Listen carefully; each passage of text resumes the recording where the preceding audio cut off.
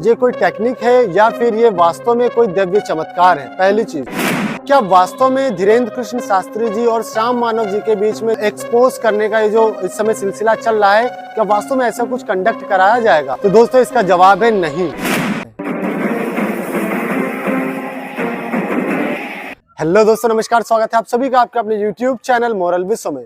दोस्तों, जैसा कि आप सभी लोगों को पता चल रहा है कि आजकल न्यूज चैनल्स पर एक ही बहुत ही बड़ा बवाल मचा हुआ है।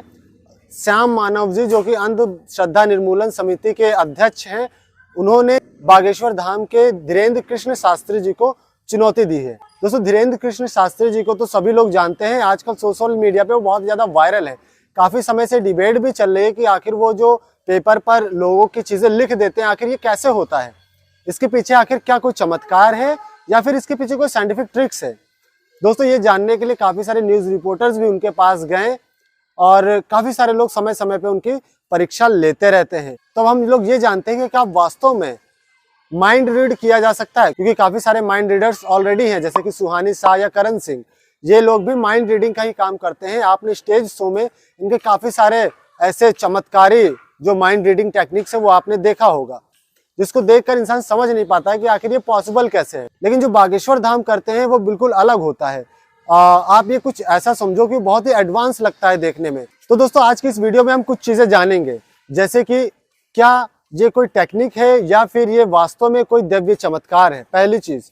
और दूसरी चीज, क्या धीरेन्द्र कृष्ण शास्त्री जी और श्याम मानव जी के बीच में जो एक्सपोज करने का जो इस समय सिलसिला चल रहा है, क्या वास्तव में ये कंडक्ट किया जाएगा? दोस्तों, ये वीडियो बहुत ही इंपॉर्टेंट होने वाली है। इसमें बहुत ही ऐसी गहरी चीजें हम लोग जानने वाले हैं जो शायद ही आपने आज से पहले सुना होगा। तो दोस्तों, सबसे पहले हम लोग ये जानते हैं कि क्या ये वास्तव में कोई टेक्निक है। दोस्तों, किसी का भी माइंड रीड कर लेना या फिर किसी का भविष्य या किसी के जीवन में क्या चल रहा है ये पहले से ही लिख देना, वो इन 3 तरीकों से ही पॉसिबल हो सकता है, जिनमें से सबसे पहला है जिसको हम कहते हैं माइंड रीडिंग टेक्निक। दोस्तों, आज तक में कोई भी किसी का माइंड पढ़ सका ही नहीं है, मतलब ऐसी कोई टेक्निक बनी ही नहीं है कि आप सामने वाले का दिमाग पढ़ सको। ये जो भी माइंड रीडर्स है, चाहे सुहानी शाह हो या करण सिंह हो, ये लोग माइंड रीडिंग करते हैं कुछ टेक्निक के जरिए। या तो कुछ अफर्मेशंस आपके माइंड में भेज देते हैं या फिर टेक्निकली आपसे वो चीजें जान लेते हैं, उसके बाद ही फिर वो आपको वो चीजें बताते हैं। मतलब एक तरीके से ये ट्रिक्स होती है, जैसे मैथमेटिकल ट्रिक्स होती है, वैसे एक ट्रिक परफॉर्म करते हैं। मतलब उनके अंदर ऐसी कोई स्किल नहीं होती है कि आपके फेशियल एक्सप्रेशन पढ़ के आपके विचार जान जाए, ऐसा कुछ भी नहीं होता है। अब दोस्तों, आपने काफी सारी ऐसी चीजें देखी होंगी जिसको देखकर आप कह ही नहीं सकते कि ये कोई ट्रिक है, मतलब कि कोई ट्रिक अप्लाई की गई है। तो दोस्तों, इसका यही एक जवाब है कि अगर आप उनकी ट्रिक ही समझ जाओगे तो वो किस काम के मेंटलिस्ट हैं। दोस्तों, वो मेंटलिस्ट इसीलिए है क्योंकि वो आपके सामने जो परफॉर्म कर रहे हैं, जो कुछ कर रहे हैं, वो आपकी समझ के परे है, आप उसे नहीं समझ सकते। अगर आप समझ ही जाओगे तो आप उनकी ट्रिक ही जान जाओगे क्या होता है। इसीलिए आपने देखा होगा ये मेंटलिस्ट काफी बार मोबाइल का यूज करते हैं या काफी बार कुछ नंबर्स का यूज करते हैं। ये सब मैथमेटिकल ट्रिक्स होती हैं या फिर मोबाइल की ट्रिक्स होती हैं। ये हमने ऑलरेडी वीडियो डाला है कि ये सब कैसे होता है। तो इन ट्रिक्स को अप्लाई किया जाता है। आप किसी के भी माइंड को ऐसे ही रोड पर चलते हुए नहीं समझ सकते हो। इसके लिए सामने वाले के माइंड में कुछ अफर्मेशन भेजनी पड़ती है या फिर जाने अनजाने वो आपसे ही आपके मन की बात निकलवा लेते हैं और ये बात आपको पता भी नहीं चलती है।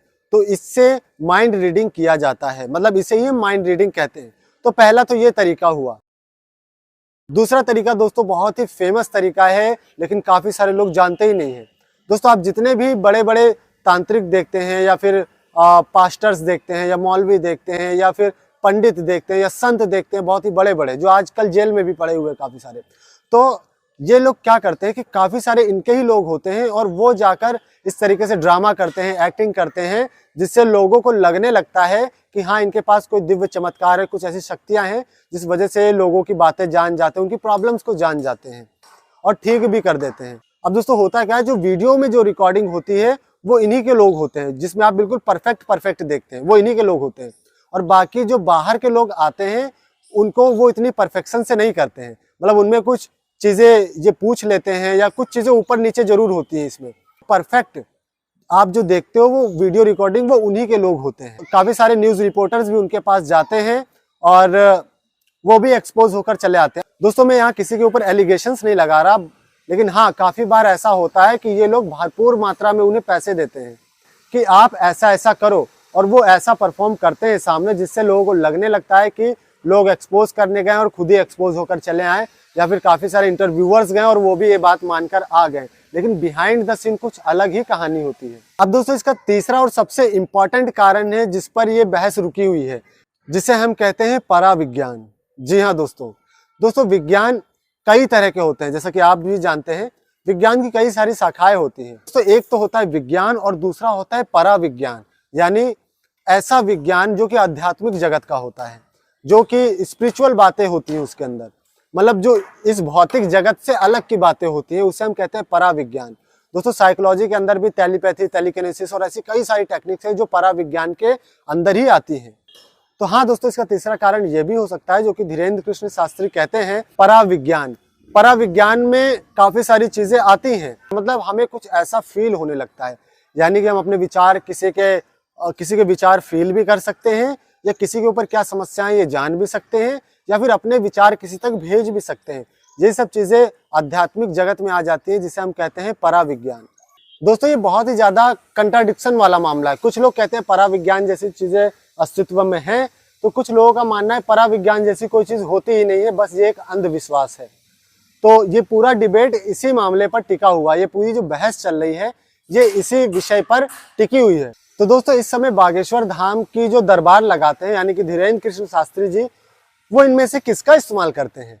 यानी कि अब वो माइंड रीडिंग करते हैं, या फिर जो दूसरा तरीका बताया कि उन्हीं के लोग होते हैं, बाकी पैसे वैसे ले देकर, और जो भी तरीका बताया, क्या इसका इस्तेमाल करते हैं, या फिर तीसरा जिसको हम कहते हैं पराविज्ञान, इसका इस्तेमाल करते हैं? अब दोस्तों आपको क्या लगता है इस विषय में, आपकी क्या राय है, ये नीचे कमेंट बॉक्स में जरूर बताएं।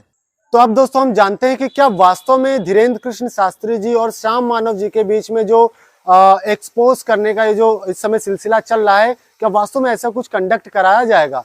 क्या वास्तव में जो इसकी जांच की प्रक्रिया है वो पूरी की जाएगी? तो दोस्तों इसका जवाब है नहीं। जी हाँ दोस्तों, इस बात को आप लिख के रख लो, इनके बीच में कभी भी ऐसा कोई कंडक्ट होगा ही नहीं। ये बातें बहुत ज्यादा उछलेंगी, सोशल मीडिया पर जाएंगी, बहुत ज्यादा न्यूज में दिखाया जाएगा सब जगह, लेकिन ये कभी भी कंडक्ट कराया ही नहीं जाएगा। अब दोस्तों इसके पीछे क्या कारण है? दोस्तों इसके पीछे कई सारे ऐसे कारण हैं, इसके पीछे बिहाइंड द सीन ऐसी काफी सारी चीजें हैं, समझने वाले समझ गए होंगे, कई सारी चीजें होती है इसके पीछे। कई सारे जगह से सुन रहे ना कि बागेश्वर धाम जी को यहाँ से चुनौती मिल रही, कोई मठ है वो भी चुनौती, कई सारे लोग ऐसे अभी आएंगे बीच में जो चुनौतियां देंगे, ये मामला थोड़ा और गर्म करेंगे, इस चीज को थोड़ा और आगे तक खींचा जाएगा, उसके बाद सारी चीजें अपने आप ही नॉर्मल हो जाएंगी। तो दोस्तों इस वीडियो में मैंने जो भी बताया वो मेरा अपना ओपिनियन था, आप क्या सोचते हैं इस बारे में नीचे कमेंट बॉक्स में जरूर बताएं, हम आपके सभी कमेंट्स को पढ़ते हैं। तो दोस्तों स्वस्थ रहें, मस्त रहें, नमस्कार, जय हिंद।